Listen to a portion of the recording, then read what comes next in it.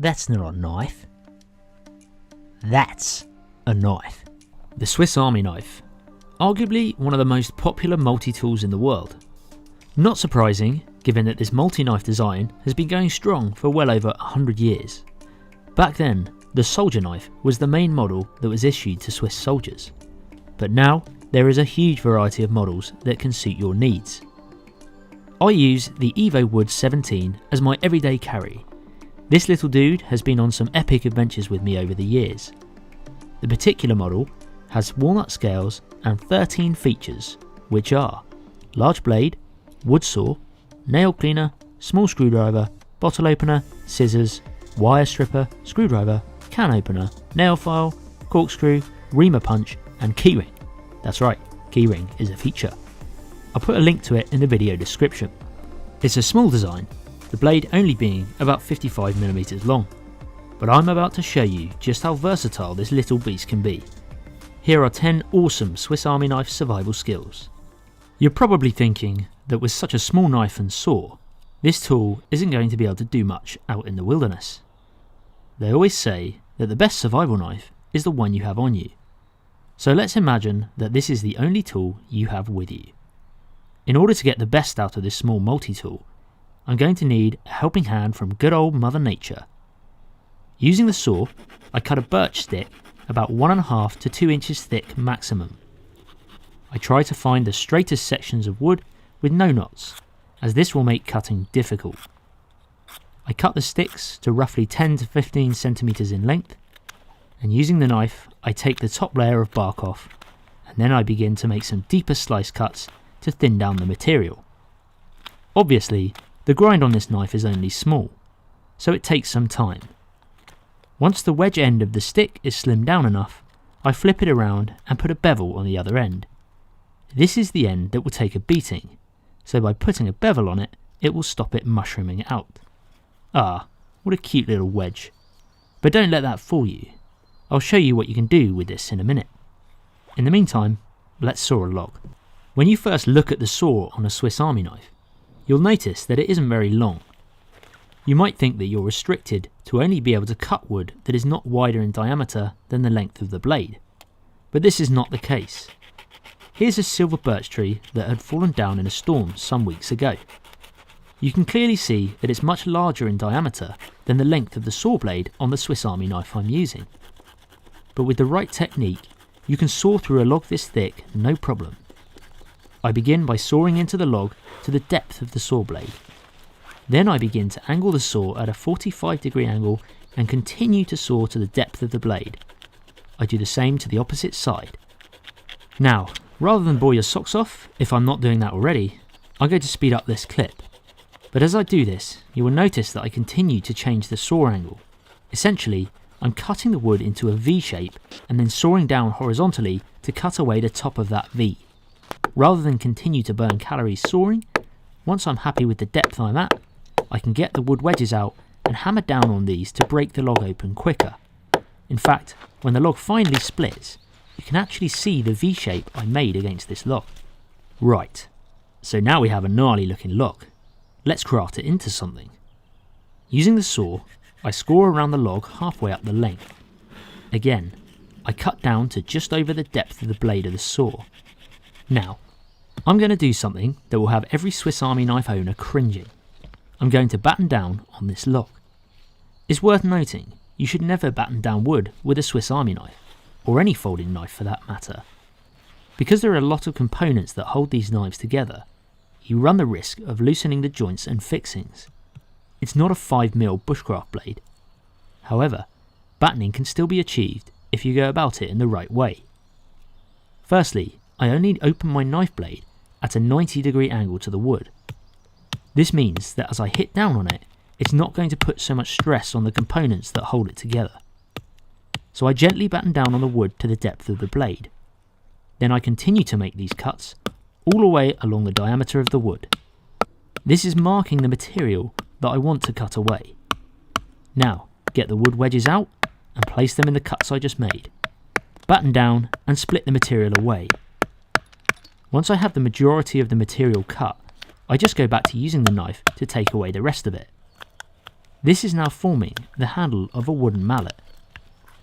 You can see that I cut slightly too deep where the handle joins the head of the mallet, but it wasn't too deep to make it break.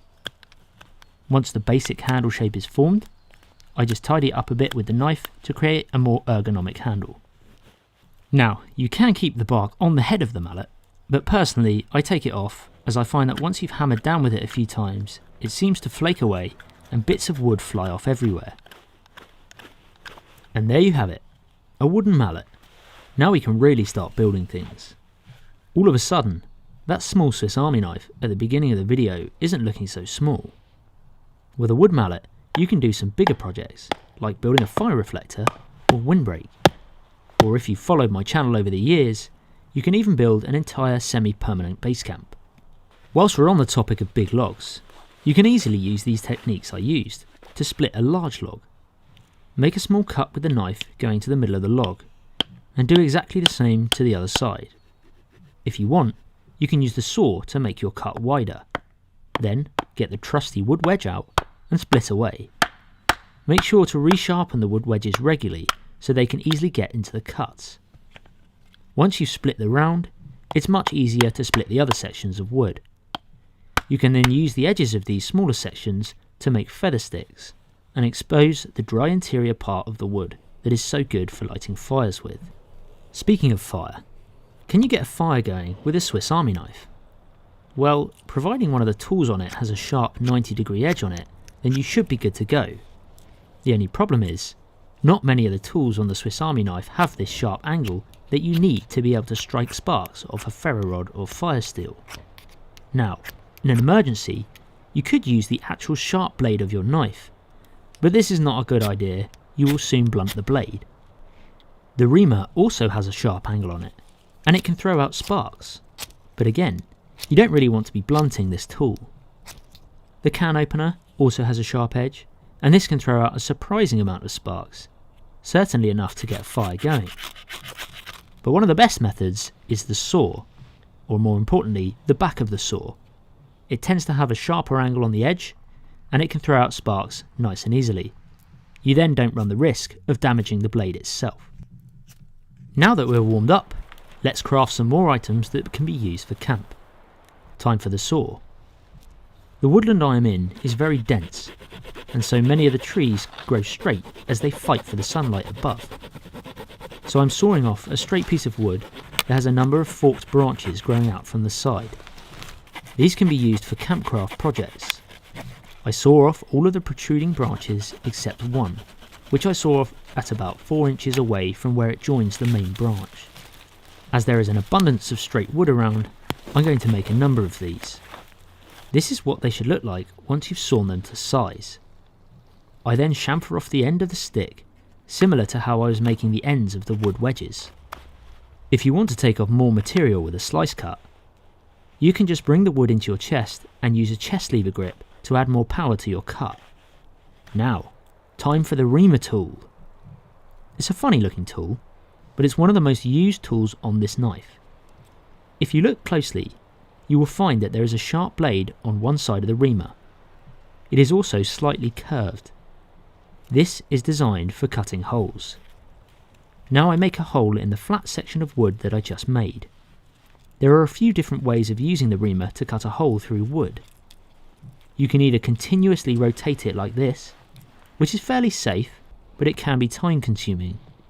The alternative method is to half rotate it anti-clockwise and then rotate it back clockwise.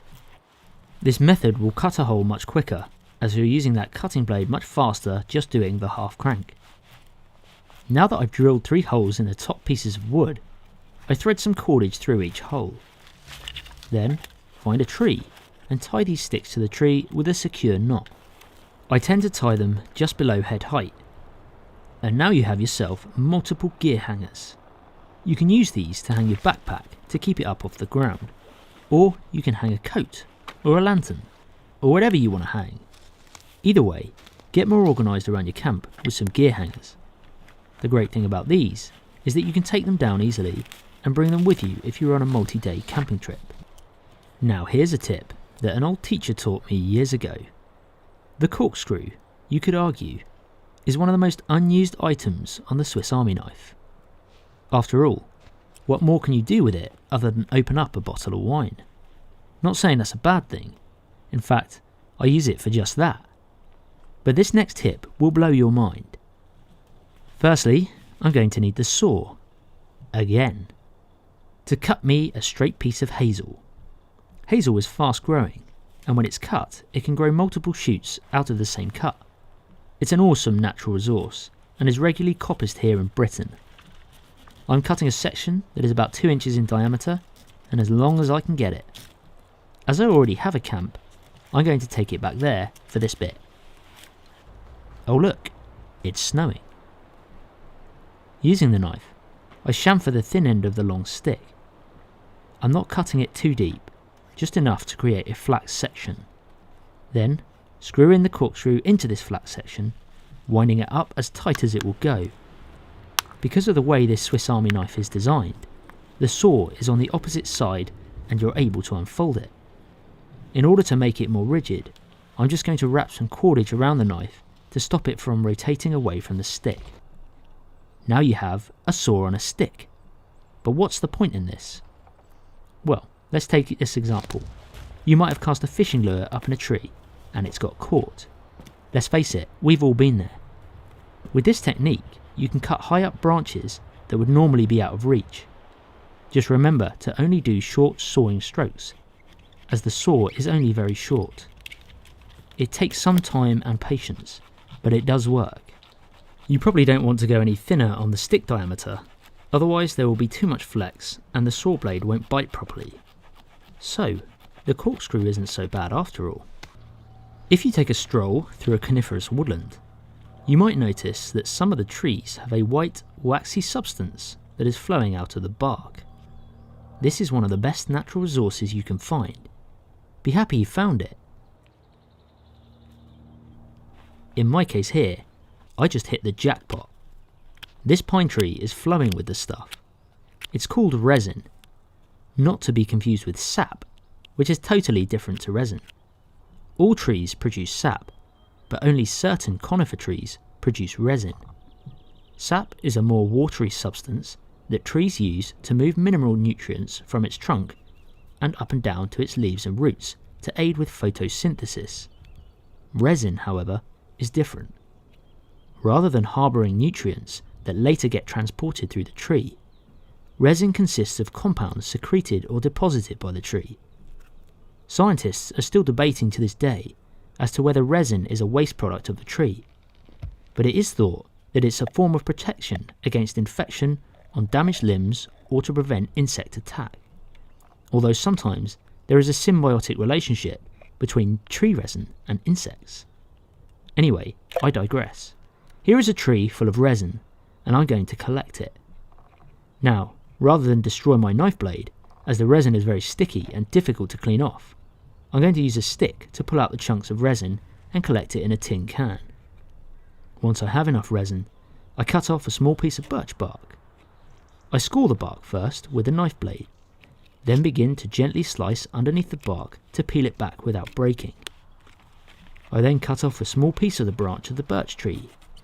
This is going to form the base that the resin will sit on top of. The bigger you make this, the more resin you will need. I'm keeping it small. You don't have to peel the bark off, but I'm going to anyway to make the outer bark sit more firmly against the edge. Now, I'm going to need something to keep it all together. For this, I'm going to use Scots pine tree roots, as they are easy to harvest and process, and they work well as cordage straight away. I use the back of the knife blade to take off the outer layer of the roots. It just helps to make them more pliable and easier to bend. Clear off any chunks of inner bark so that it will sit flush. And I'm also cutting off a thin strip of bark to act as a wick. Then I carefully wrap the birch bark around the base stick and tie it together with the tree roots. Now the candle holder is made. I empty out the contents of the resin and mould together the softer parts. Some of the resin is very hard, but some can be really soft. Stuff this into the candle and compress it down. Place the wick in and mould the resin around the wick to keep it straight. I then use the scissors on the Swiss Army knife to trim the wick down. Important safety note, folks. These candles are very flammable, and once you have lit them, be sure they are on a stable surface and not on the forest floor. You won't really be able to touch them once you've lit them, as the hot liquid resin can bubble out and it will burn you. Once they're lit, they're awesome. They burn a bright flame, but the resin tends to burn with a pungent black smoke, so keep an eye on where the wind is blowing. This particular candle burnt for nearly an hour before it burnt out. I've made bigger ones which have burnt for well over an hour. If you want, you can secure them to longer sticks in the ground, and they can act as a lantern and a bug repellent for your camp. Whilst on the topic of fire, here's a quick little tip that you can do. Use the saw to cut off thin peaches of a branch. I cut them about 3 inches in length. Then make a point on the ends of the stick with your knife. Place these in a tin can and put the can on a fire. The key here is to starve the sticks of oxygen, so you could either fill the tin can with sand, bury it, or in the case here, I put another tin can on top to act as a lid. Leave this to burn for about half an hour to 40 minutes. While you are waiting for them to char, why not spend some time carving that piece of firewood that you split earlier? Then take it off the fire and let it cool down. Once they have cooled down, you will notice that the outer bark can be peeled straight off, and underneath is a perfectly charged stick with a point. Now you have yourself a charcoal pencil. Use this to mark out a carving on a piece of wood. In this case, I'm going to use it to carve a spoon on this piece of firewood that I split, which leads me onto the next project. Use the knife to carve out a rough spoon shape. Remember, the bevel on this knife is only small, so this can be a time-consuming process. Once you have carved out a rough shape, use the point of your knife to dig a small hole in the centre of the spoon, then rotate it round to carve away some of the material. Normally, you would do this with a specialist spoon carving knife like a crook knife, but as you've just had a fire going and you don't have this specialist tool, you can grab yourself a piece of hot charcoal and use this to burn a hollow inside the spoon. I use another stick on top to keep the pressure on the charcoal burning downwards. You need to regularly add oxygen in order to keep it burning through the wood. The trick is to use long and slow breaths to keep that charcoal hot. It's more effective on a windy day. After a couple of minutes, you will notice the charcoal burning out the hollow shape of the spoon. All you then need to do is work on shaping the rest of the spoon, gently taking away a little bit of material each time.